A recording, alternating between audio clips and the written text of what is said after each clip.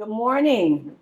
Good morning, everyone. I am Reverend Dr. Religion Smith, and thank you for joining us for this intimate conversation that we've entitled Passing the Mantle 2.0, a conversation around legacy, but also the future of church, ministry, and social justice and activism work here and around Los Angeles. In a moment, we will introduce you to all of our panelists, but we just wanted to first welcome you in. Today is officially Reverend Dr. Cecil L's 94th birthday, and so we recognize his presence and spirit in the place. But we thought as a way of celebrating and remembering the legacy that we have a conversation with others who are carrying on the legacy of individuals in their life, mothers, fathers, in ministry, as well as social justice work here and around Los Angeles. So you'll hear from these leaders in a moment about the work that they're carrying on, as well as what's our role in the future and what do we see coming up next. And so I'm going to turn it over to our director, Richard Flory, who's going to give us the occasion, and then we're going to get into our conversation. Thank you. Feel free also to put questions and remarks in the chat. And we'll take those at the end of our dialogue today. Thank you, Najuma. Good morning. Welcome, everybody. Thanks for showing up online. And my name is Richard Flory. I'm the executive director here at CRCC. As Najuma mentioned, we're here to honor Reverend Cecil Murray on what would have been his 95th birthday. See, I was right? Yeah. That's impressive. I think I said 94th, but it's 95th. And yes. you kind of confused me. Yes. But we don't want to look back. We want to honor that, but we want to think forward. So our question is, how can the successors of leaders, such as legendary leaders, such as the leaders we have gathered here this morning, take on the legacy that they're entrusted with and give it a living, adaptive perspective that's true to the mission and principles of the past, but that also meets the challenges and opportunities of the current moment. In 2006, at the instigation of Reverend Murray and led alongside him by Reverend Mark Whitlock and Reverend Najuma Smith, CRCC established a program that we called Passing the Mantle. The program developed into several successor programs, such as the Faith Leaders Institute and the Institute for Violence Prevention. All were rooted in the underlying premise that churches and their leaders have become too enthralled with the prosperity gospel and its offshoots, which we are seeing still the long-term effects of in the political sphere today, and had lost touch with their history of serving both the faith community and their surrounding communities, and in being a public witness to the social justice aspects of the Christian faith. Passing the Mantle was intended to reintroduce and educate church leaders in the knowledge and methods of past generations, serving both the spiritual and physical needs, as well as the social needs of the congregations and their communities. Through the various programs, Reverend Murray was responsible for training over 1,000, think about that, over 1,000 leaders in the greater Southern California area and beyond. Now, the underlying principles of the programs led by Mark, Chip, and Najuma are infused in all of our community programming programs as we continue to work with faith leaders to develop thriving congregations that serve the needs of both congregation and community, and to help them become agents of positive social change. But nothing lasts forever. Change is inevitable. People retire, people leave, people pass away. Which brings us to our discussion this morning. How do we successfully pass the mantle again? And how can faith leaders successfully pursue their mission today while also preparing for the inevitable passing of the mantle in the future? These pastors are going to have to pass the mantle on again. And then, finally, how can we continue to utilize the knowledge and commitment to ministry of pastors and leaders who have so-called retired, which I don't believe they ever do really retire, without putting them aside and utilizing that knowledge, bringing it into current efforts? We've worked in some ways with that. Chip was a great example of that, but that's something that every organization has to do. And by the way, this discussion is about faith leaders, but every organization goes through this. So it's something that's a constant, and we need to think through. So leading our discussion today, on that note, that heavy responsibility, is Dr. Brandon Harris, who's the Associate Dean of Religious and Spiritual Life here at USC. Dr. Harris is himself a pastor and a successor in a long tradition that he is actively expanding here in Los Angeles. So Brandon, I'm going to get out of the way and invite you up to lead the discussion. All right, Pastor. Good morning. Delighted to be with you all for this conversation. Again, my name is Dr. Brandon Harris. I serve as the Associate Dean for Religion and Spiritual Life here at USC, and also the co-pastor of Park Hills Community Church. I want to set a little bit of context for our conversation this morning and then introduce our panelists. As Dick mentioned, there has been significant change in the leadership structure in Los Angeles, but in organizations across the country, right? As we see people retire, as they pass on, there's a question about the future of institutions. But there's a unique aspect to the spiritual landscape of Los Angeles. Los Angeles is the home of the Azusa Street Revival. Los Angeles is the home of institutions like First AME Church, led by Chip Murray, Trinity Baptist Church, that was led by Elliot J. Mason, West Angeles, led by Bishop Blake, Faithful Central, led by Bishop Ulmer, countless other churches that have had the Faith Dome with Apostle Casey Price. All of these institutions have experienced significant transition over the last 5 years or the last 10 years. And so the question is, what is the future of the church in Los Angeles? What is the future of these institutions? And all of our panelists today have succeeded in carry on the mantle of significant spiritual leaders in our city. So I'm delighted this morning to welcome the Reverend Dr. Najuma Smith. Dr. Juju, as she is called, is the pastor of the Word of Encouragement Church here in Los Angeles, and also the Assistant Director for Community and Public Engagement. She will speak about her relationship with the late Reverend Dr. Cecil Chip Murray of First AME Church, but also the way that she continues his legacy here at USC. Amen. We're delighted also to welcome this morning the Reverend Eddie Anderson. Eddie is a well-known activist in our city and the pastor of the McCarty Memorial Christian Church. All right. And Eddie will share about his relationship with the late Reverend James Lawson of Holman United Methodist Church. We're delighted to welcome this morning Pastor Jeremy Dixon. Jeremy is the pastor of the Center of Hope Church in Inglewood, as folks say in Inglewood. And so we are delighted to welcome Pastor Dixon this morning. It is a 3,500 member church known for their community development work. And he continues on the legacy of his father, Bishop Gregory Dixon. Yeah. So we're delighted to have him this morning. Delighted to have this morning the Reverend Jack Miranda. Jack is the pastor of Living Faith Church and oversees the Jesse Miranda Center for Hispanic Leadership. Jack will speak about the continual legacy of his father, the Reverend Dr. Jesse Miranda, who is known as the grandfather of U.S. Hispanic evangelicalism. Wow. So we're delighted to welcome you this morning. And we're delighted also to welcome my other brother, the Reverend Cedric Nelms, the pastor of Chosen Generation Fellowship Church, also a community organizer around educational equity across the country. Reverend Cedric will speak about being licensed and ordained by Pastor George Thomas, and will share his relationship with his former pastor and the things that he's learned from him. For those in person or online, would you join me in welcoming our panelists this morning? And we look forward to our conversation with them. Mm-hmm. Before we get started, Ray, I just want to say welcome. We know that we have on a live stream a number of very special guests, one of whom we want to acknowledge, Pastor Murray's nephew. And so, nephew, we say good morning to you, to the family of Reverend Dr. Cecil Murray, and thank you for allowing us to have Dr. Murray for so many years, but also the privilege and honor to continue his legacy in this space. Amen. Thank you. Amen. So I want to set this tone for the conversation. We're all preachers, so I will say, as my mentor, the Reverend Dr. Raphael Warnock, would say to me, "Be brief, preacher. Be brief." So good luck. For our first question, I really want to begin our conversation with a Sankofa framework to look back in order for us to go forward in our conversation. You all carry an important legacy. You've been passed a mantle of folks who have impacted not just the city, but this country and the world around us. But that's also a lot of pressure at the same time, right? To hold up their legacy while also walking in your own shoes. So my question for you all, and we'll begin with Eddie and we'll go around for this question, is could you share briefly the impact that your mentor or the person you succeeded had both on you, but also on the spiritual culture of Los Angeles? Yeah.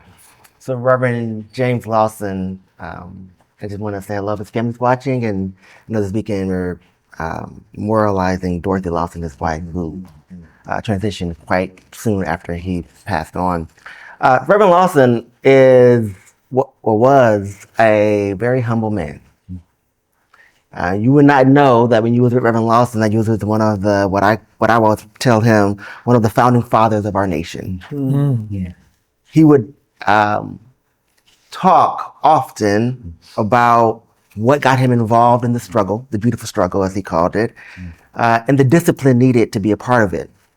I always talk about his friend Martin, which is Martin Luther King, and he would talk about all of the people that he's trained, but he always would say, Eddie, it's about who you bring with you. That if you really are alive and believe in soul force and the dismantling of plantation capitalism, as he would call it, you have to be serious about what Jesus was up to. And so his legacy is still being made real. One of the things he always said was, you have to dream of a world and use words that are not yet possible. And so he would always get on me. I would share a brief story. I remember I preached a sermon at a gala, and I preached all power to the people. And I thought, oh, he's going to love this. And I sat down, and he looked at me with a puzzled look, and he said, all power to the people? I don't think that's right, Eddie. You didn't give them a great call of action. And I said, Rev, I was feeling your justice spirit. But that's how he operated. Never rest on your laurels, continue to be disciplined, and work and fight for the liberation of all people. Great. Thank you, Eddie. Wonderful. Cedric. Yeah, I think one of the things is Pastor Thomas is still alive and operating and well and that sort. I think one of the things that coming through the ranks, somewhat similar to Pastor Eddie, he didn't make it easy on us. He didn't make it hard, but he did make it to where we had to step up and step into certain things. I think with Pastor Thomas and the work that he's done in and around the city of Compton, I was able to see how he engaged with different factions of folks in the city, engaging with the police at the same time, engaging with city council, operating in doing certain things at his church that not only impacted his position, but it always impacted the people. And as I look back on that, it's kind of, I remember one time, and this is early in my ministry, to wherein I wasn't really working full time and I was still in school trying to finish up some stuff. So I would always go with him to funerals and things of that sort. I noticed how whenever he walked into a room, he would be recognized, and he wouldn't have to say anything. He would just walk into a room and people would notice him, and they would respectfully honor his presence. And from that, I kind of gleaned, sometimes when you walk into a room, you don't have to be the loudest person in the room. Sure. You don't have to announce yourself, but your presence should precede any words that may come out of your mouth and how you hold yourself.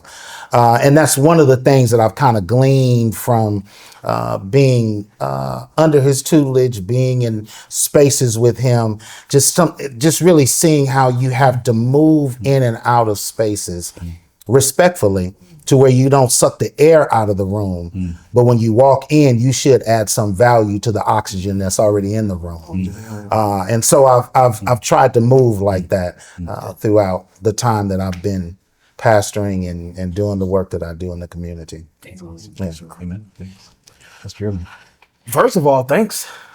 Yeah, how I made this list is beyond me. I am so grateful to be sitting among such incredible leaders and thought leaders in our neighborhoods. When I think, I appreciate that. Yeah, and you got a check coming. Me and him are paying you.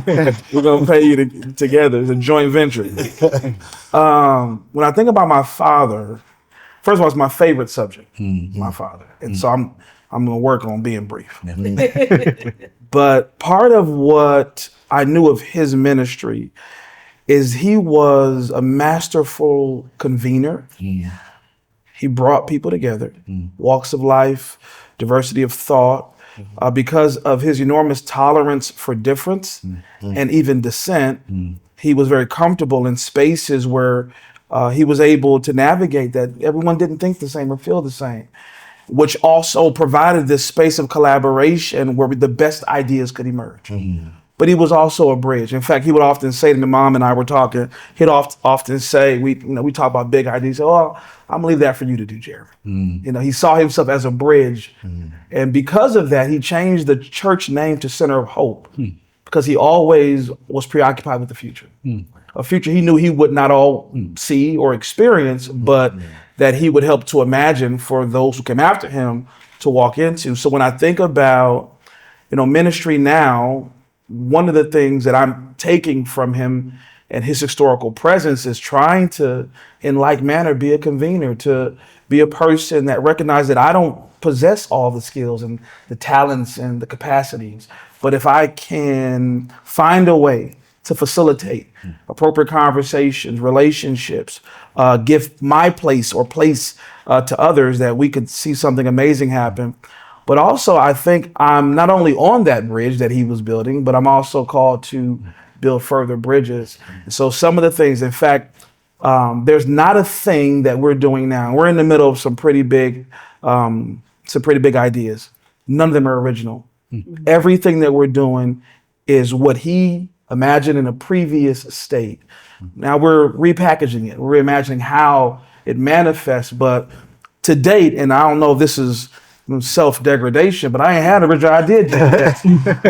I've just been able to pull from his imagination and to see, and we're in a season, I feel like, for our ministry now, where the timing just feels right to bring to market the things that he saw from his place. And when he closed his eyes in 2012, he was full of vision that as his son, I was able to just kind of yield that. And I'll end with this.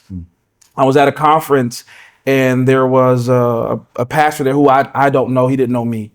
And I went to the altar. Preachers don't go to the altar. I went to the altar. And as I was standing there, he turned to me and he said, "Where you saw your father toil much and reap little, God is going to manifest in your ministry all the things he imagined." Wow. And what I have seen over the past 12 years of pastoral leadership is the fruitfulness of the investment he made. And I'm so honored. And I carry this with such great reverence because I know it came with a lot of blood, sweat, and tears. And I'm blessed to be able to steward, at least for this season, what he invested. That's incredible. Yeah. Pastor Juju. I'm going to attempt at brevity as well. Pastor Murray had an 11th commandment, which was "Thou shalt be brief." I love it. His 11th commandment that he would tell all the preachers. And I don't have to say a whole lot about Dr. Murray's imprint here in Los Angeles because it's visible. And, especially, before 92, before the uprising in Los Angeles 92, Dr. Murray, he was successful in growing a church that was just, a couple hundred people to thousands. And then you have the 92 unrest, and then it's now several thousands. And just managing that. But the thing, and then his way of, like Bishop Dixon, convening people. And what I remember seeing a lot with Dr. Murray sitting in the pews, even as a young minister, was the different kinds of people that were in the church. Right. It was all kinds of people, all kinds of faith traditions that he welcomed in. And I would say Pastor Murray never met a stranger. So everybody was welcome. And there are thousands of people right now all around LA who really believe that they are his son or daughter, right? Because that's how welcoming, and one of his sons is here now, Reverend Rethus Murray. But he everybody was welcome. And that is a gift. I pray that I do well at some point. Wow. Because I don't know if I have the same capacity. You got it. But the way, thank you. But the way he welcomed people in and was able to see their need and figure out how to do that, in addition to all the work in LA. But that, I think, is the greatest legacy piece, because there are people that feel that connection with him even now. And I'm honored to carry on the mantle here at USC and the work through the Murray Center and through the Center of Religion and Civic Culture, and to maintain Pastor Murray. What I believe his vision is that all ships rise, like to be part of the rising the tide, so that all the ships rise. That's he was saying it over and over again, right? When the tide rises, everybody rises up, and I believe that's what his hope was for the city, was that all the ships would rise. And so I don't know if we haven't figured that out yet in LA, but I'll do my part. I'm gonna do my part. And there's something that came to me just now. I had a chance to know your father. Had a chance to work very closely with your father. I know your pastor and Pastor Lawson. So I'm singing what a blessing to have worked with all of these legacy individuals. So thank you. Dr. Jesse Miranda, he doubles as my dad. And there's a great commercial years ago with Sugar Ray Leonard. He's this Olympic hero, and he got all the publicity. And then he did a commercial, I think it was 7-Up, and he's in the ring, and his little young son is outside of the ring, and he says, they asked the son about him. He says, "That's just my dad." And that's really what I carry. If you see the rounded shoulders, I'm carrying the legacy of Dr. Miranda. Gladly, I'll be limp-shouldered for the rest of my life. His influence in the Latino community is vast. Where he was challenged is how do we replicate what the Black church means to community? This is the city of angels, Los Angeles. And in that uprising in 1992, he's flying in from Stanford, feeling pretty good about being invited to Stanford University to talk about Hispanic realities in the faith community. And he's coming, and the city's on fire. And the Spirit, if you talk that way, the Spirit spoke to him while he's landing. He said, "You have 40 plus churches there." He's a superintendent of 800 churches on the Pacific Coast. "You have 40 churches in Los Angeles proper. What impact are they having on the community?" And so he left the superintendency to go to the university, Azusa Pacific University, then Vanguard University, to train up faith leaders. And we're still, I'm a critic of my church, the Brown Church, because we are not what the Black church represents. And that's why I came to Faith Leaders Institute. And Dr. Murray has if I could call it a blueprint or a black print for how the local church should be represented in community. Dr. Miranda said this very shortly after Rodney King uprising. Ours is a civic spirituality, demonstrating good, divine grace on Sunday and good works on Monday. And that's a great statement, but I don't know that we're following that through. And so that's my mission. What he left me is say, hey, your church needs to be made more impact than on Sunday morning. I got in trouble during COVID by, anybody tweet? Yes. Oh, I love Twitter. I love it. I will offend you. If you're a Republican or Democrat, Independent, follow me, and I promise to offend you. But I got in trouble during COVID when the governor, what some of my tribe said is the Antichrist. Hey, close down.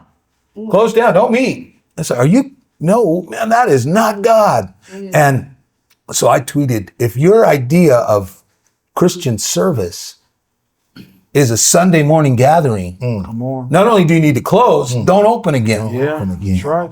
And so I've been getting pushed back all day. So, I don't know. My dad, final thing, he lost it 5+ years ago. And at his memorial service, a big church in South Orange County, which is ironic, I told the gathered groups, listen, and I heard our theme, humble, humility. And I said to them, and they laughed, then found out for 5 years that it's true. Humility is not genetic. And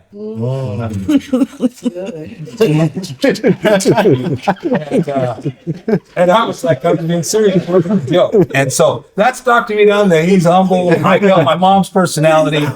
You'll find that out. On Sunday. I use that one on Sunday, man. I didn't get that part.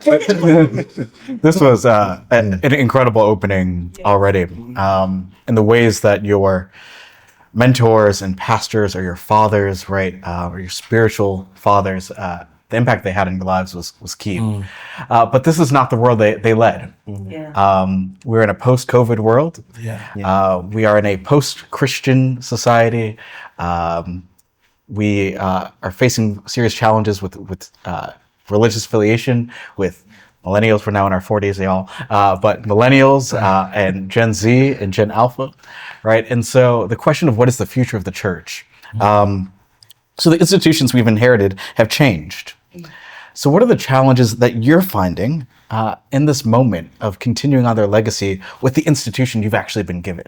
You've not been given what they had. You have something new and something different. So I'm going to open it up to whoever would like to speak first, but it's a different church. Come on, Eddie.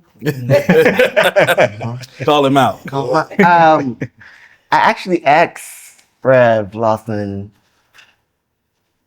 how do you pastor in a post-COVID world?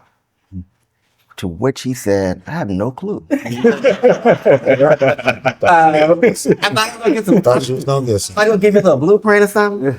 I know during COVID, I would ask him, what do you think about this? And he goes, Eddie, I remember driving my kids to go get shots for the measles and smallpox and stuff like that. Like, tell people go get the vaccine, like that kind of stuff.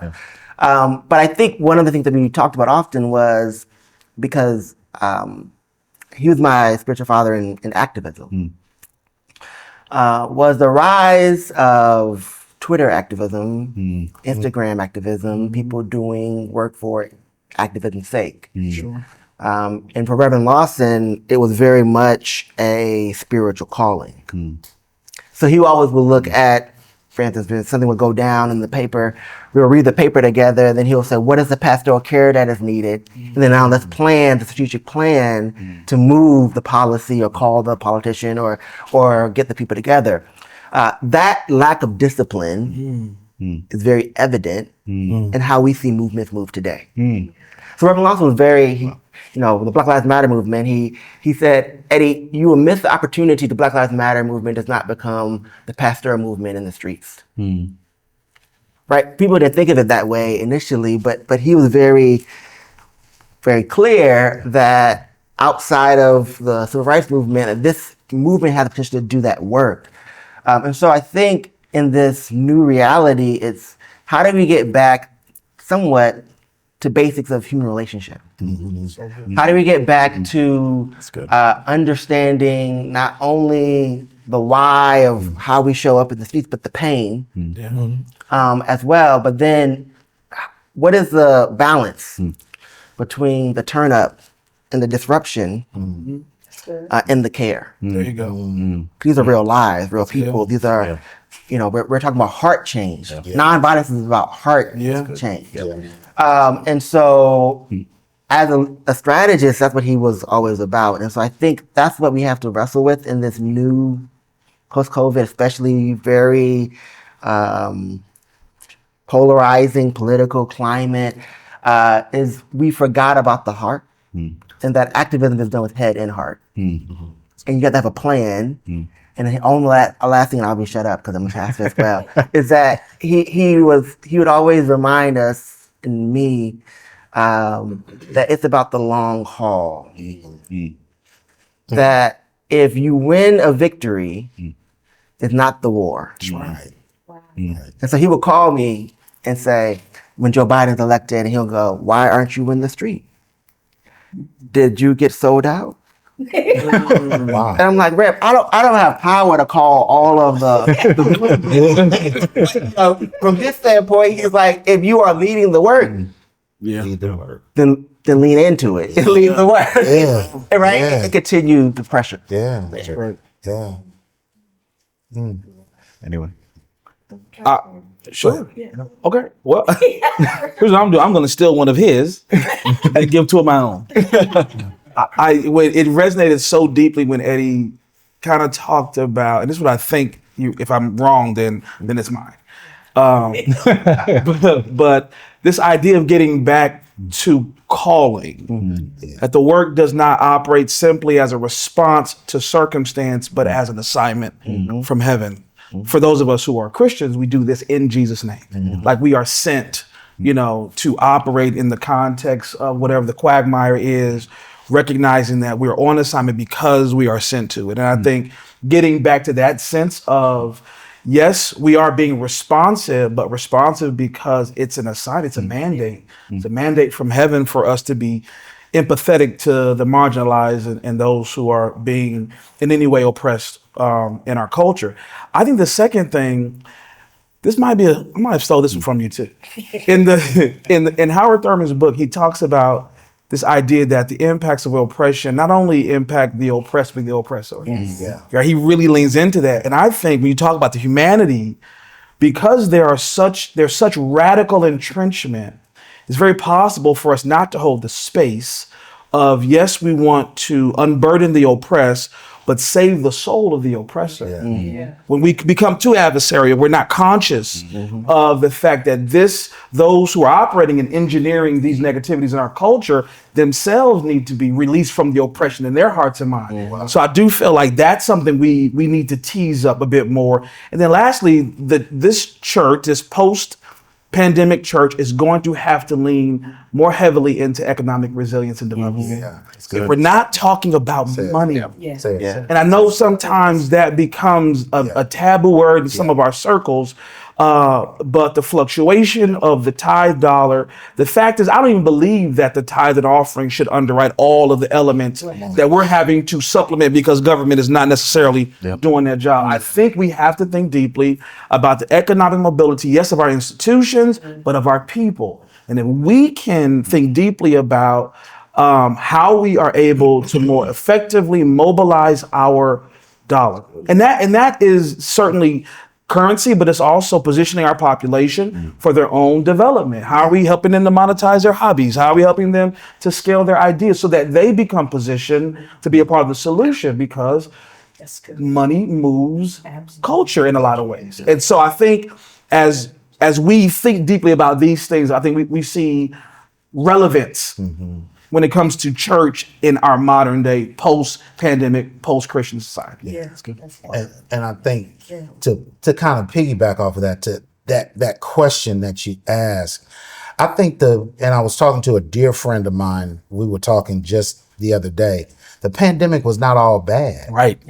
There was some goodness that came out of the pandemic. And I think for me, it gave me a period to slow down.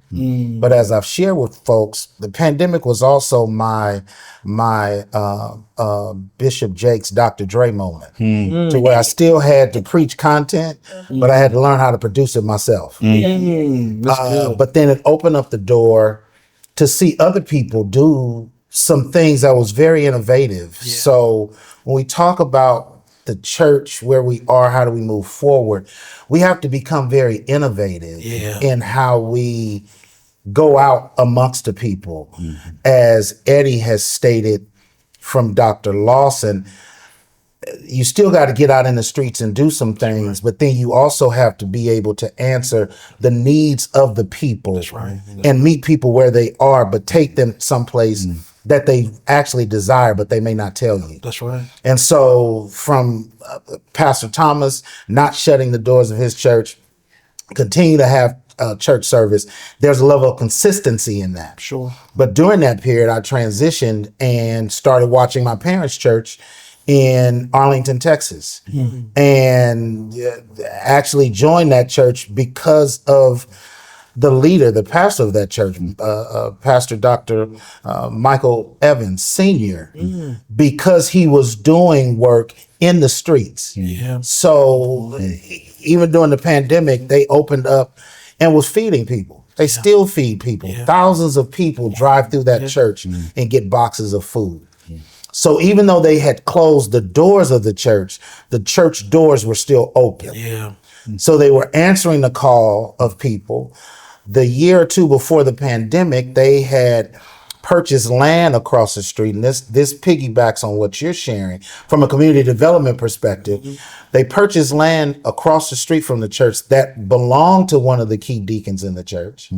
To be able to purchase that land, they built Pioneer's Place, which is a senior citizen living facility that's across the street from the church. It's a blessing. That now all they have to do is go across and minister to those folks if they cannot come. Yeah. Innovative thought, Yeah. community development, social enterprising. How do you figure out how to do that stuff? So when you talk about post-Christian, post-pandemic, we got to get innovative with this thing, because people are not just going to come to our doors, banging on the doors to try to get in. We've got to figure out how to not just hype up activism, but really be change agents in the street, but at the same time, meet people where they are to give them something that goes beyond just begging them for tithes and offering, but I'm actually showing you how to develop your own enterprise that will feed the society in which you are living in,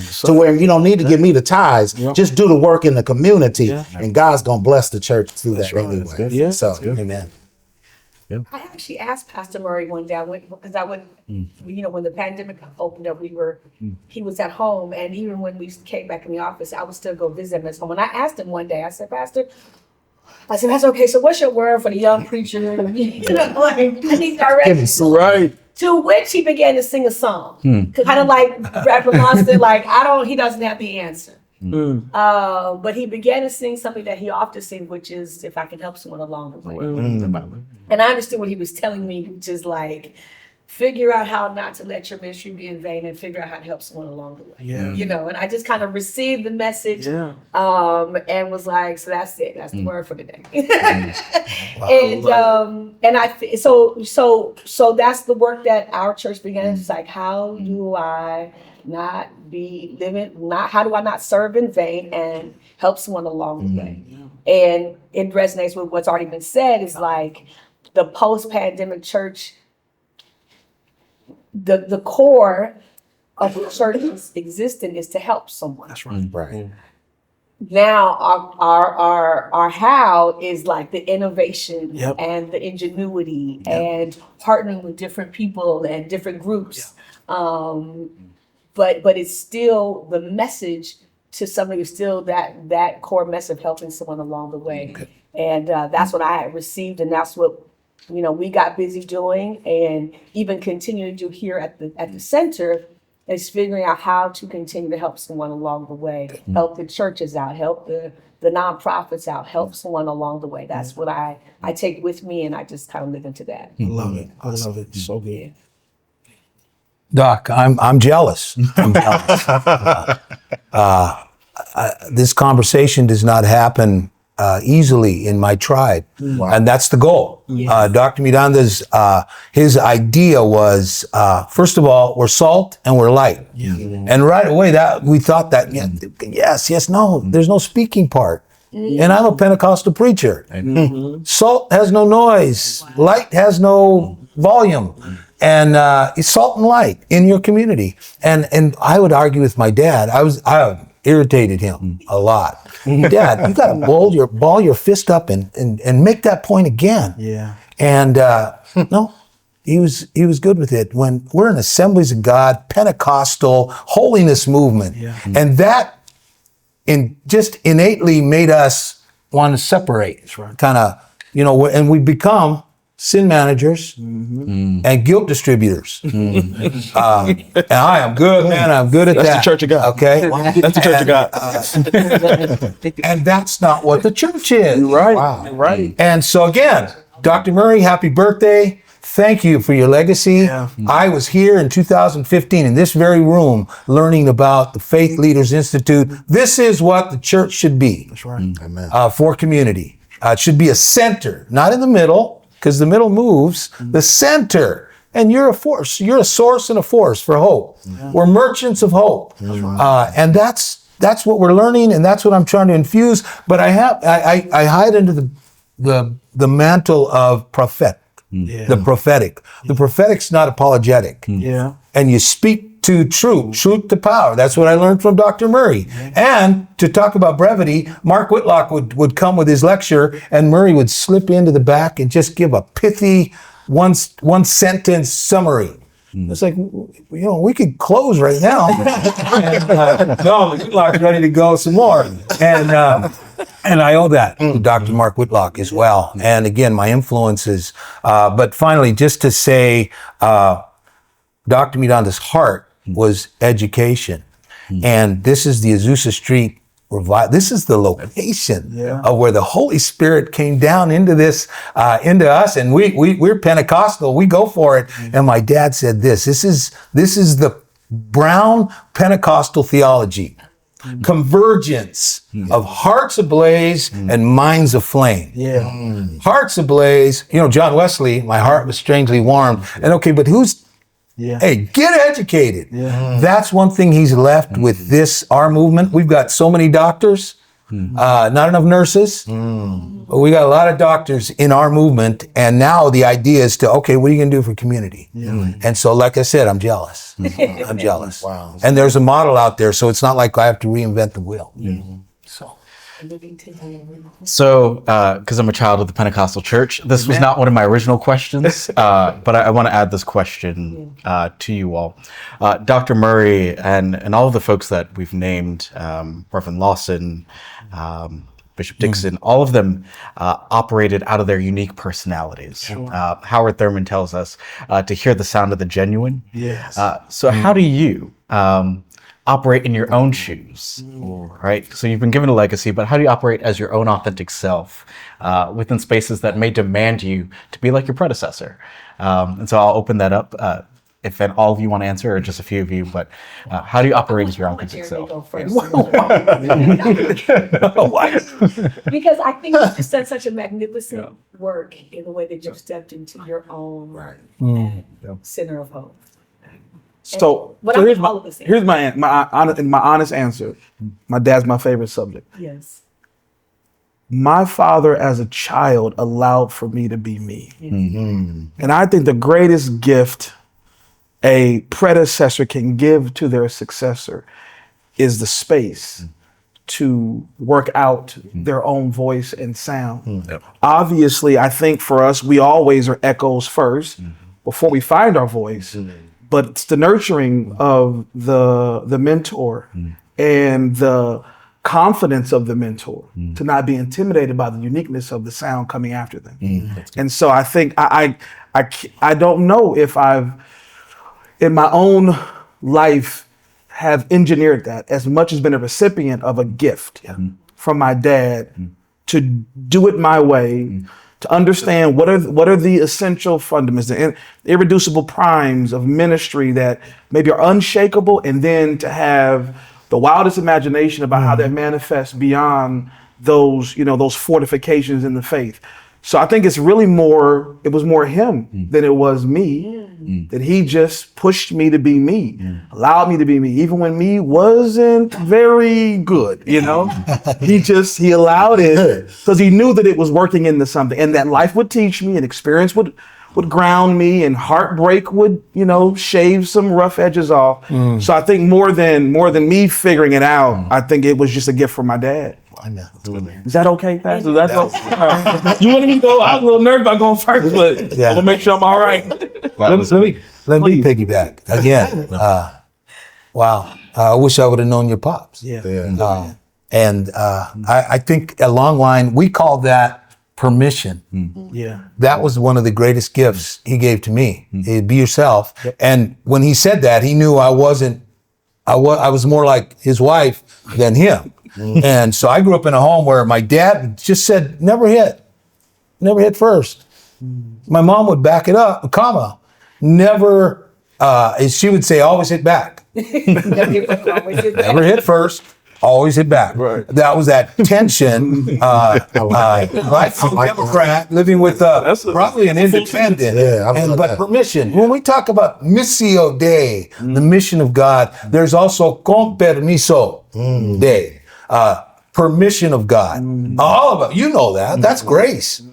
wait a minute, you created me and I just did that? That's grace. And that's permission giving. And that's what my dad was very good at, giving permission, recognizing the gifts of others, always affirming. Yeah. And that was good. And like I said, I take off to my mom.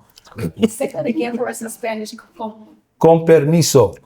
That's with permission. With permission. But the Missio Dei is that theological phrase that we all like to point to, the mission of God. And that's our challenge as a Brown church. We have a narrow definition of what evangelism is. When you talked about economic development, man, I learned that here. I got tested here. Civic engagement. Mark Whitlock said, who's your city council? And I don't even know my city council.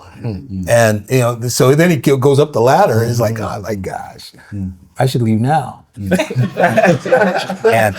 But since then, I went to school and I know now I'm a pest. I love it. That's I great. think one of the things, and it's interesting, I want to tie this together. My biological father taught me that when I was growing up, he said, one day you're gonna have to go find your own lot in life, and you're gonna have to develop that. Now, as a little guy, I thought that was very crass and inhumane and unloving. I'm like, lot. I'm staying here with you and mama. This is my lot. What are you talking about? Well, until I got grown, till I figured out you have to go create your own lot. Yeah. I say that to say, I don't even know if Pastor Thomas passed the mantle. I think more than anything, he pushed us to go develop our own mantle. Good. Wow. So unlike some of my friends and colleagues here, there was no official passing of the mantle. It was likened to what my father told me. You got to go find your own lot and develop it. That's good. So I think he gave me and other ministers that were part of his legacy the tools, but it's almost like he gave us an IKEA furniture set. All of y'all felt that when I said that, right? All of y'all felt that. That's right. Okay, get you some water and some coffee. You felt that. Don't say like it. Don't come back on me, please. But I say that to say he gave us the box.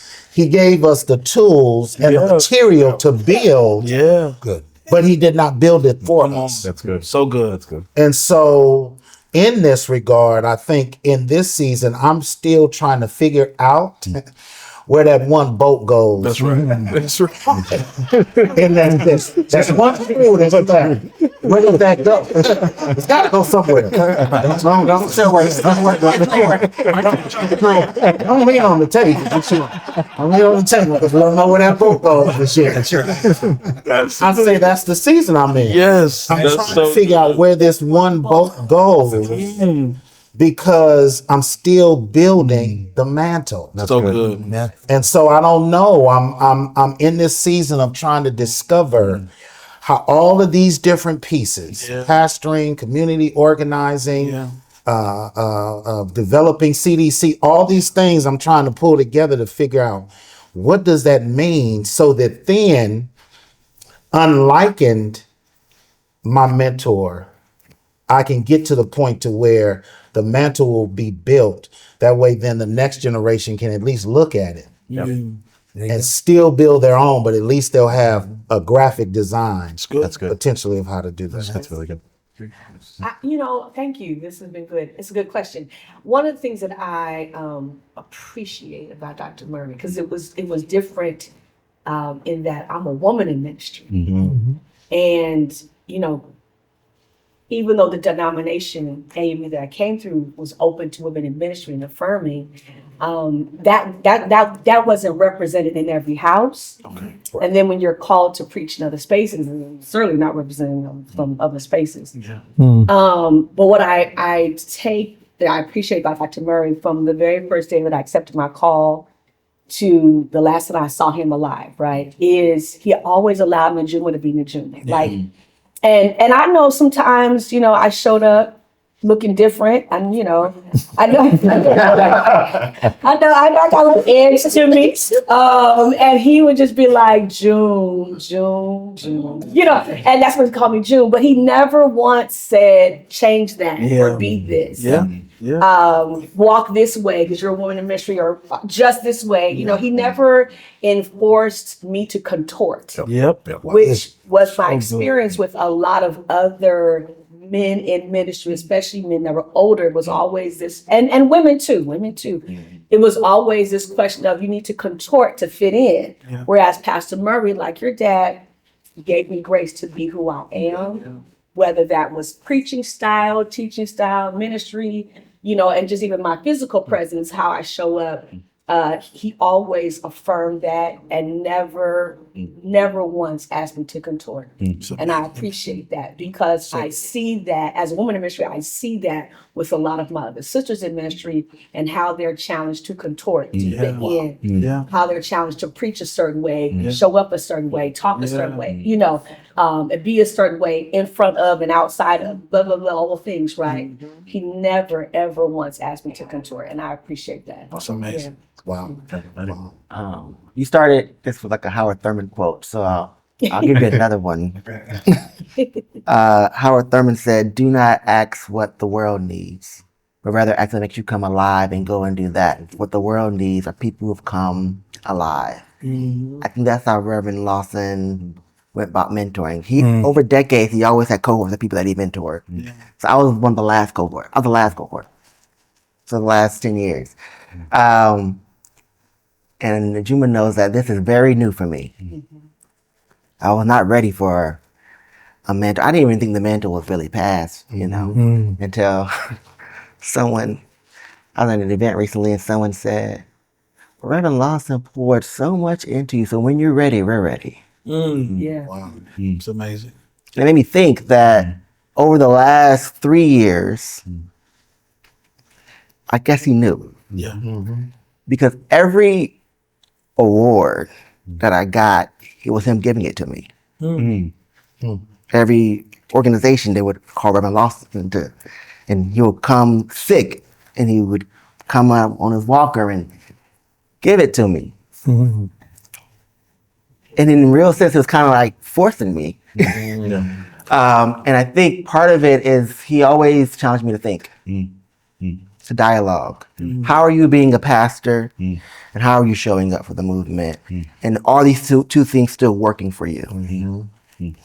And so that's it. He challenged me to think, to be a pastor and to center in, and to not let go of spiritual practices and discipline. That's how you carry a mantle. And I would say, I remember recently, before he passed, I said to him, I was in a car and I said, Rev, you're a good mentor. I'll tell everybody you're a good mentor. And he laughed because I'm your friend. That's good. I'm your friend. Wow. And if all of us was a little more humble, despite all of our accolades, and realize we're just each other's friends on a journey. That's it. I think all of us can become who we need to be. That's good stuff. That's good. That is really good. That's good. Yeah. I might join all of your churches. So I want to close this last question in two ways. With the Sankofa principle, we've looked back, we've been grounded in the present, but it's time to face towards the future. Last week I was in Atlanta, Georgia, gathering with college chaplains from across the country, asking, who's next? I tell my students all the time that I plan on being on a beach somewhere. I will not die in the pulpit. So one of them will have to take over. And so the first part of this question is, what do you hope to leave to those who come after you? A mantle's been passed to you, but what do you hope to pass on to the next generation that comes after you? And then secondly, as we look towards the future, everyone is wondering and asking, what's coming next? What will the shape of the church look like? Where are we going? And LA has been unique in that it has been a city that has pioneered spiritual innovation. And then it's gone to the rest of the world and to the rest of the country. So what do you think is next? Where are we going? And what do you hope to leave to those who come after you? And I'll open that to any, whoever. Can I go first? We'll just go. Before I forget what. I think I'm a senior here. So let me talk. Dr. Miranda defined success. He was asked this often. How do you define success? And, typically as pastors, the size of our congregation. And so he taught me early that I live in the city of La Mirada and there's 50,000 residents. I said, that's my population. Whenever my colleague would ask, how many do you run? I said, 50,000. Not all of them show up on Sunday, but that's who we do. And Dr. Miranda defined success. Success is succession. And that's what he's been able to accomplish. I've been a little critical of the Brown Church. Happy Hispanic Heritage Month. There's a few of us around here, and I will see for the future. It's already been built. The black print. This is what the church does. The church is active with the life of the congregation. How can we enrich your life? Spiritually, yes. And then on Monday, what? We need you to be work enthused. We need you to be educated. We need all those things. We need you to own your homes. You're paying a mortgage. It's just not yours. Let's have workshops. And so that's where we're headed. And that's exciting for me. Again, I've been a critic, but I'm excited at the prospects, and I appreciate the black church for leading that way, for showing that this can be done, not only should be done, it has to be done. Matthew 25 in red letters outlines it. And so that's where I think we're headed. But success is succession. I love that. That's good. So succession. So I even though our church, where I pastor now, it's a new church. We just celebrated 10 years, but I'm already thinking about, because like you, Brandon, and a lot of people, I do not intend to pass away in the pulpit, and when God says it's time to chill, I'm gonna do that, because I just know that there's more, that there's other things God has me to do. But so I've from the day we planted the church, I've been thinking about that, like what does succession look like? Yeah. And I've actually started working on that, and I talked to you about some things related to that, and even how we're structured now and developing that structure, so that way, when God says, okay, the next thing in the Juma, the church can go on and be solid and can continue to do its thing. And what so much like you, success and succession, I think one of the things I've seen in the black church is that we've not done a great job in making succession part of the growth and development. Yes, sir. Yes, ma'am. Talk about it. It is an afterthought as opposed to being part of the ethos, part of the DNA, right? And that's for everything. So I'm because I'm a church plant, I'm always working on that, thinking about that. And working on having things in place for that. But what I see for the future, I don't think the church is going, I know a lot of people say, church is dying. It may be growing and shifting, but it ain't going nowhere. Nope. Because we don't own the church. Yep. Wow. Church belongs to God. That's right. And I cannot declare something that belongs to God to be gone or going away when it belongs to God. Right. I do believe, however, that as a steward of the church, my responsibility is to help it to be as solid as it can be, to include the economic piece, which is why we've been doing a lot of economic empowerment stuff here at the center. So the economic piece is important, but also like making sure that those who are in my church or around me are connected, and all of us know this now, we have our official church, the building, the place where we meet, but then there's like all these other people connected to us, through social media and social activism work, but making sure that the spiritual education, training that is solid as well, right? Like making sure that I'm doing my part to pass on a solid theology. Yeah. Because I believe if a solid theology can be passed on, the people of the future, to include my kids, people say kids and grandkids. I literally got grandkids now. So when I say grandkids, I'm speaking about my grandkids. But, to make sure that there's a solid theology, because I do believe if a solid theology is passed on, my children and my grandchildren, they gonna be all right, right? To include the church. Like if I pass on or do my part to pass on a solid theology, they will be all right. They will have to, there are shifts and adjustments, but if a solid theology is passed on, they will be all right. So I think the economic piece is core because we're seeing that manifest in our world. Oh, and this last piece, I do believe that, the Jetson age, if you will, is a real thing, right? So the church will have to, sooner than later, figure out how to, again, do ministry in the Jetson age. And we need to think about that more because it's more and more of it's becoming present. And we need to be thinking about how to be, Jesus in Jetson age. That's good. Yeah. Jesus, Jetson. I think that so to answer both your questions, two quick stories for the first question. What I want to leave. So I remember one day, Dr. Murray. He's already retired from the church, doing what he's doing. He's on our campus for some event, and he sees me and he knows my name. This historic figure in Greater Los Angeles area in the world, and you know how you talk, oh, Brother Jeremy, right? And so this is moment where I'm just fascinated. This man knows my name. When I did Passing the Mantle in 2000, I was part of the first cohort. It was as you were. I met Bernard there. Dr. Lawson was my mentor in that first cohort. And this man walks in, this huge, and we knew the story. He had helped to found the concept Dr. King ran with. So this guy walks in the room and it's tense, because he's special. And we sit in a circle like this and we're saying our names. And so my name is Jeremy Dixon. He looks over and he says, Dixon, give my regards to your father. He knows my dad. I'm 26 years old at the time. Yeah. And that's what I want to leave. I want to leave that feeling in someone else. Wow. I can't, of all the things that they did, that they were people who remembered names, who cared about the interpersonal dynamics, almost as a priority. It informed their work. That there was a personal touch. So I want to leave that. I want to do some really great things in the next 10 to 20 years.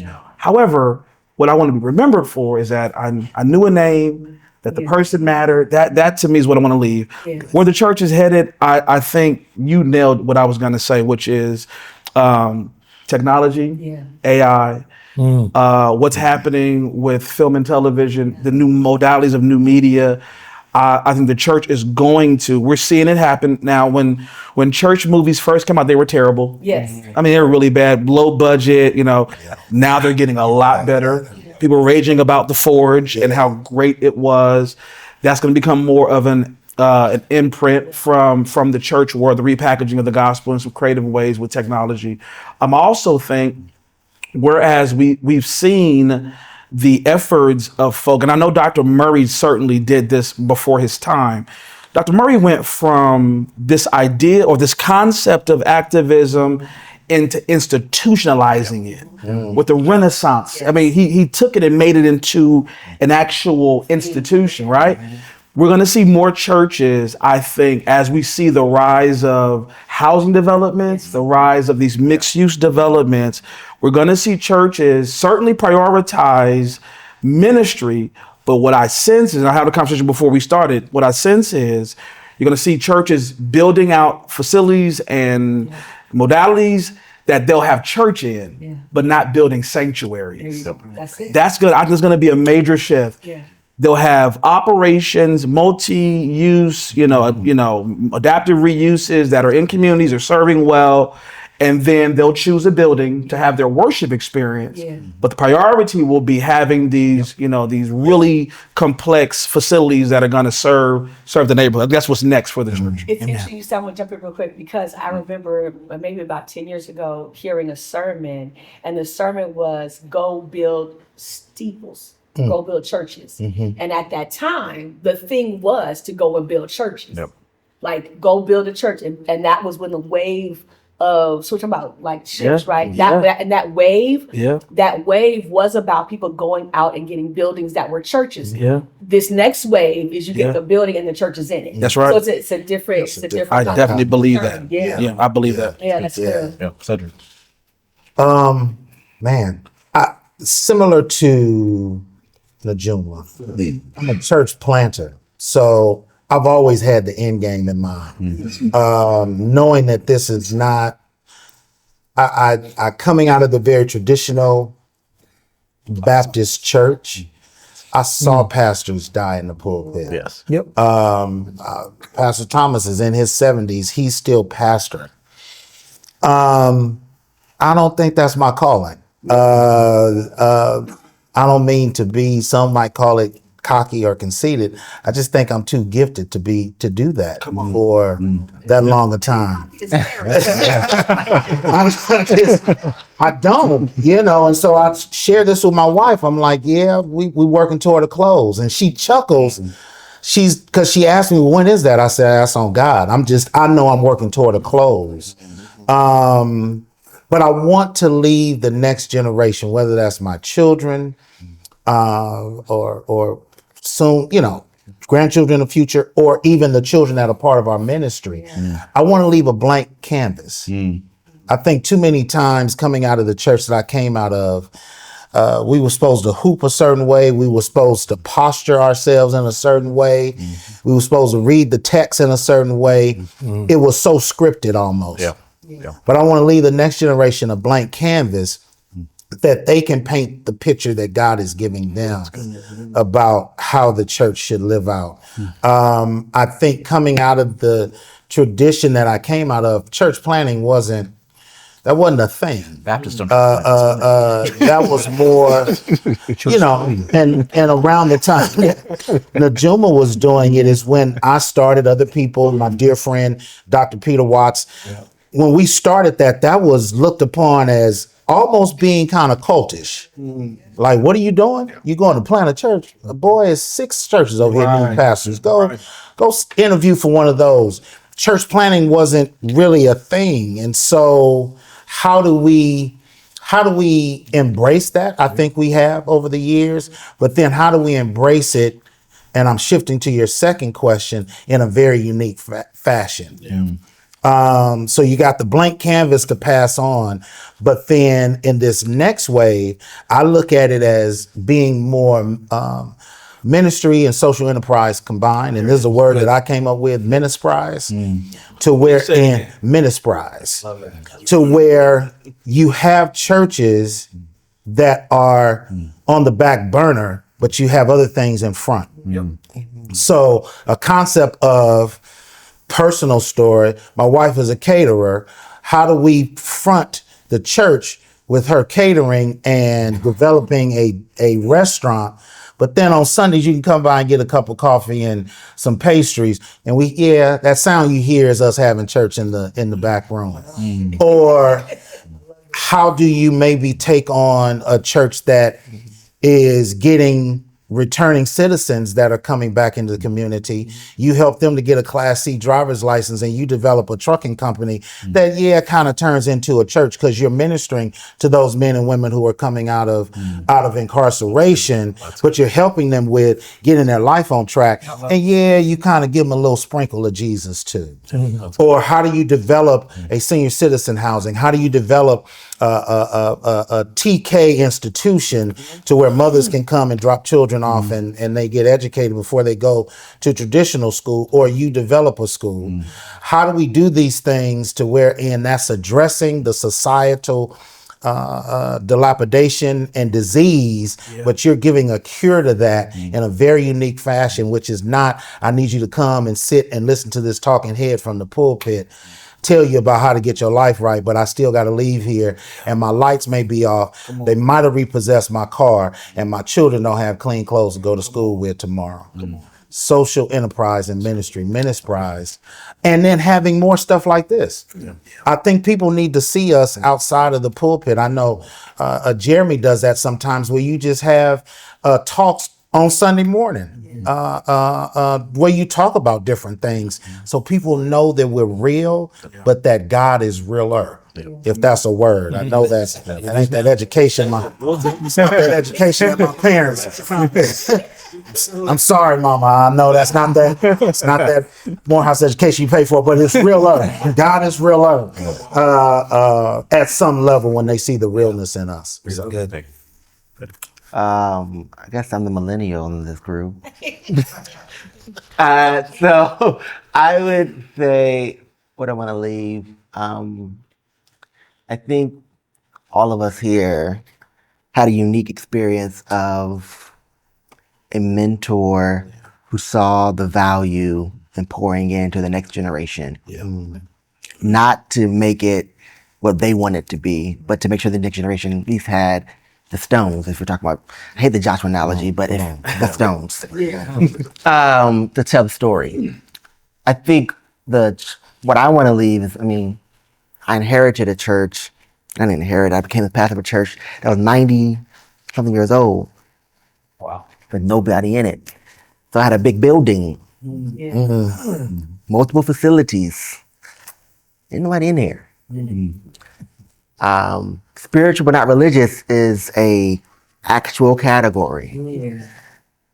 And I was reminded, Reverend Lawson also reminds me, he goes, you get too stuck on Christ and you forget to be like Jesus. That's good. And what I want to leave is to remind people that the church was never a building. That part. Sorry. It was never a building. From Acts to today, it has always been meeting the needs of the people and letting the Spirit do the work. So that's what I want to leave to the next generation. And I think that's where the church needs to go. All of what I'm hearing here is just people reminding us that it was never a building in the first place. That's right. That your budget at your church is an indictment on your ministry. Thank you, sir. And that your work of your hands is just an offspring of what Jesus is doing in your life. Yeah. So if no one's being healed, that means heal, liberation theology. You got to heal the stomach before you can heal the soul, because if you're worried about what you're going to eat the next day, you're not going to be able to hear Jesus in the first place. That's right. Right? If we're not healing people, church is a hospital. So that's what we need to remind folks in the future, that if you look at churches that are growing, it's churches that are meeting needs. Yes. It's relevant. It's not so much the dogma or the doctrine. It's not how big the building is. It's, is there a small group I can go to where I can have some real conversation? Is there a hiking group that I can go hike with? Is there somewhere I can learn? I got a new nonprofit, how to make sure this is right. You're a nonprofit church. Can't you tell me how to do this? Right.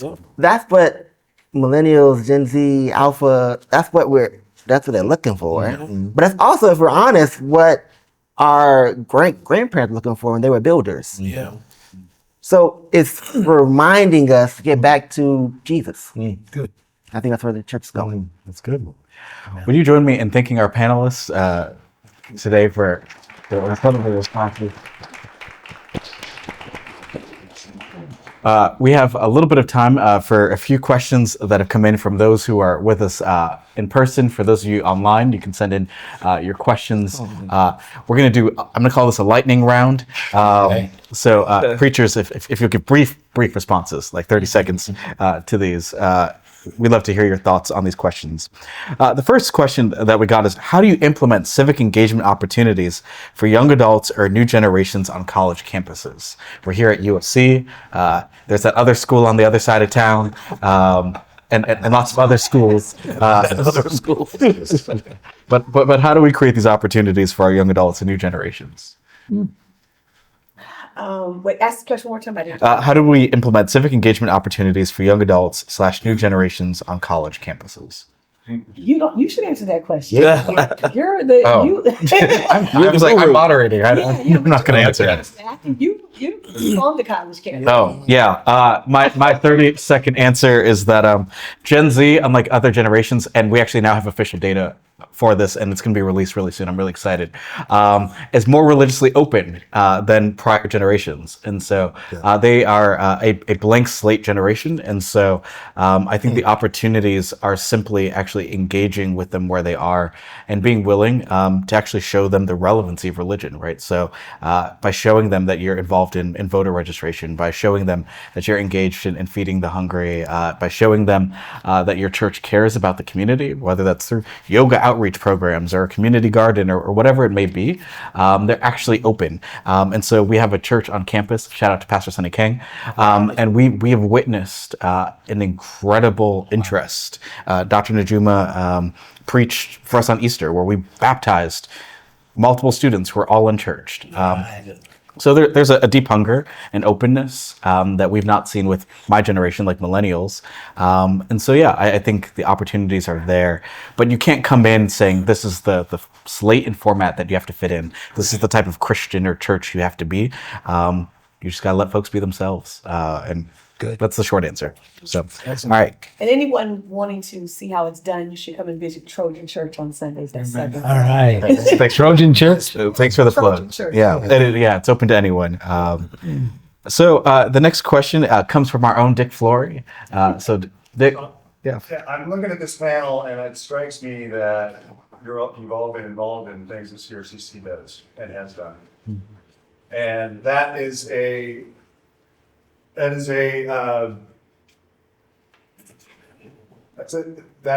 makes me proud, Yeah.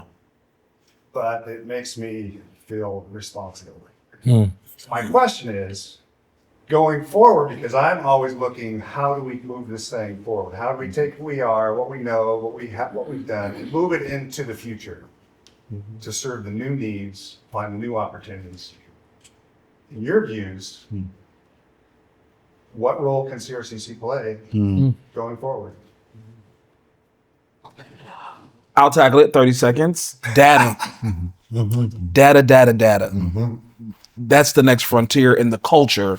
But for pastors, we need more data. We need when you're talking about what's coming out with Gen Z, I mean, as much as you can inform us about trends in culture, religious and otherwise, you guys are a research, facility. So as much data as we can get, I think that would help us, even as we certainly hear the voice of God, but kind of read the culture to find where the nexus is, so we make really sound decisions as we move forward in culture. 30 seconds? That's good. That's perfect. And I'll say tell the story. My relationship with RCC was through Reverend Murray and Junior Mark. But when we did Trust Talks, you all recorded it so that we could tell that story. In South LA, I don't know how many CDCs exist now. A lot. We don't need all of them. I'm just being real. But the ones that are doing good work, we should tell the story around how they're doing it, because there's not going to be another fame renaissance. Yeah. But there will be, for this present age, things that are doing similar work. Yeah. That's excellent. I'd say collaboration and collaboration and partnership. And I know those are terms that we use a lot, but the collaboration piece, to know that, letting us know what's going on in the community. What is Center of Hope doing? What is Reverend Eddie's church doing? And to find out spaces to where we can collaborate between, as you stated, between Black and Brown. I think sometimes we get so stuck in our silos. We don't come out of that. So collaboration and partnership. I think the other thing that the CRCC does, and I think should continue to do, is the multi-faith interaction. That blesses me. To be able to interact with my Jewish and Muslim and folks of different faith, because I'm able to find a common thread between us all. But that opens us up to be able to fellowship with each other and enjoy each other's company as well. Great. This will be our last question. Sonny, you're a Presbyterian, so you have 30 seconds to ask this question. If you're comfortable. My question is this. We have great African American leaders and Hispanic leaders here in this room talking and giving us great histories. English-speaking Asian communities growing up, they don't have mentors. They don't have those who have been engaged, leading them in civic engagement. Yeah. Have any of you considered the ways that you could help so that it's not just black and brown issue, but that it becomes truly multicultural what can be done for the new generation of Asian American young people who are growing up and leading churches altogether and leading faith communities because they are lacking mentors. That's great. Go ahead. Well, as you asked the question, I think of young Lee Hertig, who has an emerging program for emerging young ladies who are Asian Pacific Islanders. So, as you're asking the question, what came to my mind is, personally, not personally, but we can connect with her more and do more things with the young women because we've done things with them in the past. Yeah. So it may be time now that we're like past the pandemic to reconvene those conversations and that activity. So thank you for that question. That's good. Yeah. The generations you're always going to face is in proximity to our border. You're always going to have first generation Hispanics, global South coming. I call it diaspora. Some call it illegal immigration. Right here in this room, Mark Whitlock broke up a conversation. Dr. Miranda was presenting, and we had a pastor, a female black pastor, say an honest question. Some of our undocumented folks are taking the entry-level positions. Before Dr. Miranda could talk about it, a black lawyer he was visiting stood up and said, "Why are we still haggling over entry-level positions?" And they started going at it together, black on black. And before Dr. Miranda could say anything, Whitlock came in and threw a couple F-bombs, man. I thought that was off the table. I don't think you can talk that way anymore. And but really, we don't know how to handle tension. And Martin Luther King Jr. wrote in the Birmingham jail one of my favorite quotes. I must admit, I'm not afraid of the word tension. And we don't know how to handle that. And I think the center could help us navigate that. Your interfaith is excellent. There's first, second, third generation. Dave Gibbons down in Orange County does a marvelous job. Hapanim here in LA. But you've got to go out and seek, and you got to build relationship. Dr. Miranda's whole thing was build relationship. Yeah. I like data. Yeah. That's cerebral. Yeah. And then there's just, nice to meet you. I hadn't met you guys before. God bless you. Nice to meet you. Excellent. That's good. Actually, I have like a 2-second response to that. I think that the Black church actually is the template for the American church. Yep. And particularly in this sort of post-evangelical folks trying to find themselves world.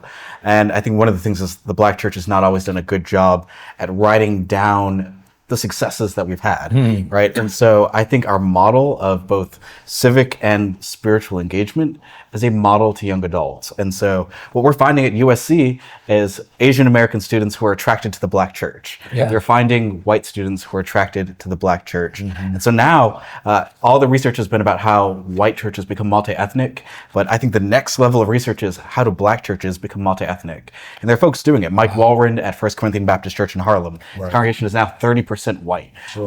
Right. There are other folks who are doing this work that you're grounded in the liberation theology and the spiritual traditions of the Black church, but it's accessible to everyone. And I think Thurman did that years ago, right, in San Francisco. And so I think it's now and for those of us in LA, the Black church can't afford not to ask ourselves how we become multi-ethnic, because our neighborhoods are becoming multi-ethnic. That's right. We're gonna have to figure it out. Well said.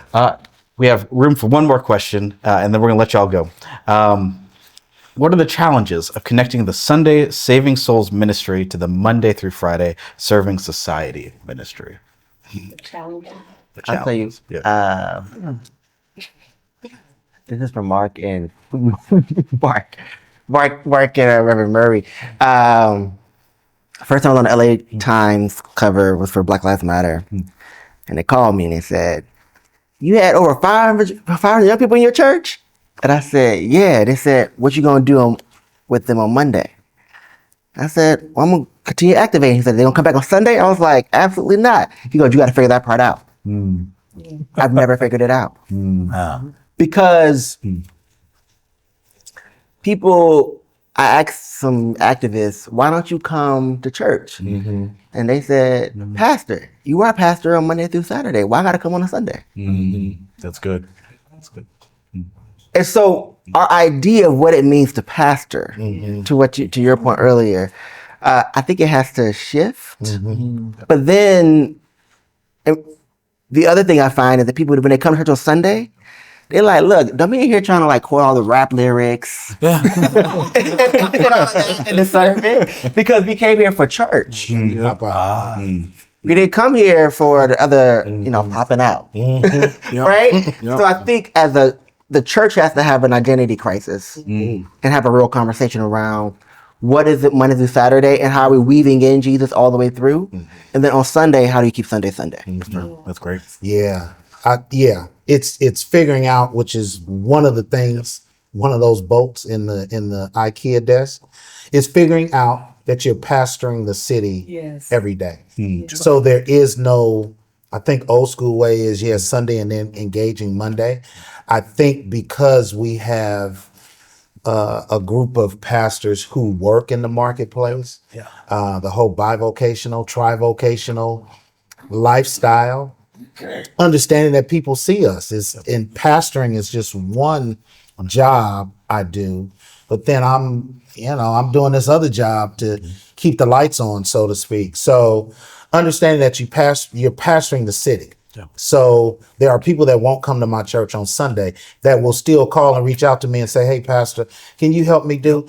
They have never darkened the door of our church on Sunday, but they consider and call me pastor. So you pastor the city, you don't just pastor your congregation. Amen. And so understanding Sunday now in this new generation is floating over to Monday, Tuesday, Wednesday, Thursday, and Friday as well. I think I'm gonna close this on that note, unless there's one more comment. Ditto. I want to, because a couple of things, I do want to ask the question.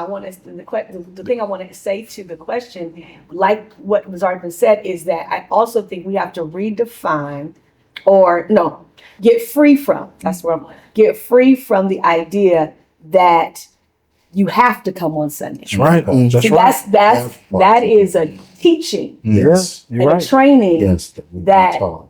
that the individuals are not maybe saved and or a part of the ministry unless they show up on Sunday. So I think part of what the pandemic did for us is helped us to begin to get free from it has to look this way. And I think we're still wrestling with that because there's a part of us that's still tied to the original model or the model that we were handed, which is this is what it looks like, container on Sunday, packaged, and this is what it is. And I think what the pandemic has helped us to start thinking about is no, it's not that anymore. It's good.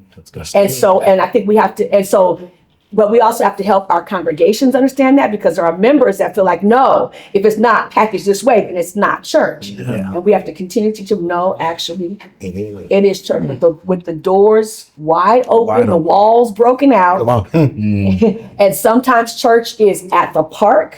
Sometimes church is with Black Lives Matter, clergy for Black Lives, and sometimes church is at City Hall, and then also church is on Sunday morning. And all of that is church. And we have to teach that so people stop asking the question, how do you give them church on Sunday morning? Do I have to get them to church on Sunday morning? Who said that? Like, where does that come from? Do I have to? If I'm talking to 20 young women on a Friday night and minister to them, do I have to get them to church on Sunday morning? That's right.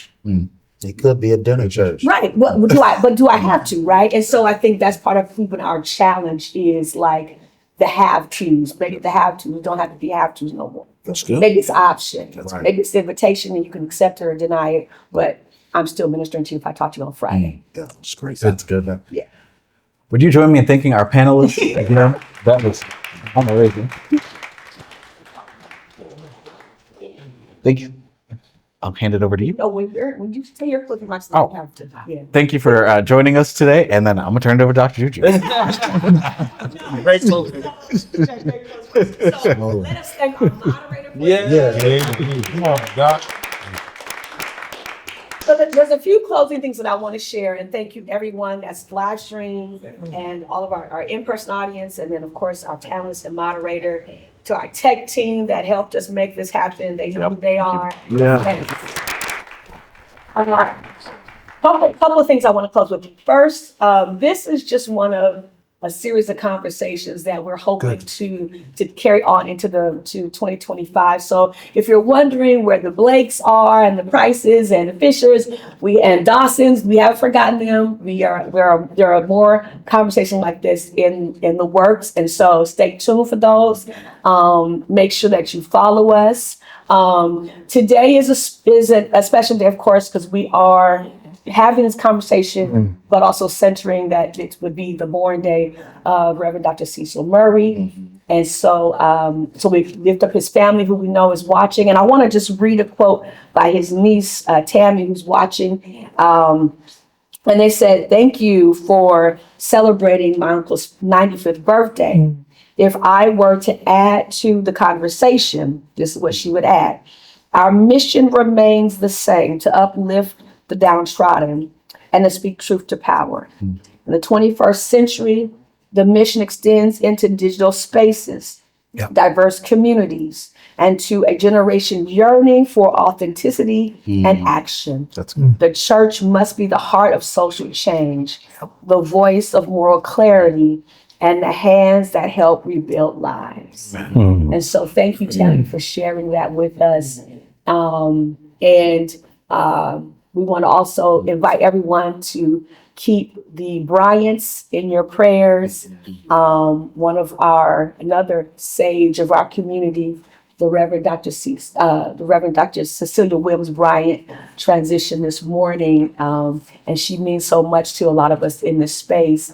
And so we lift up the Bryants in this season as another legacy leader takes flight and goes to be with the Lord. So thank you all for joining us, and we'll see you next time. Yeah. Thank you. Great.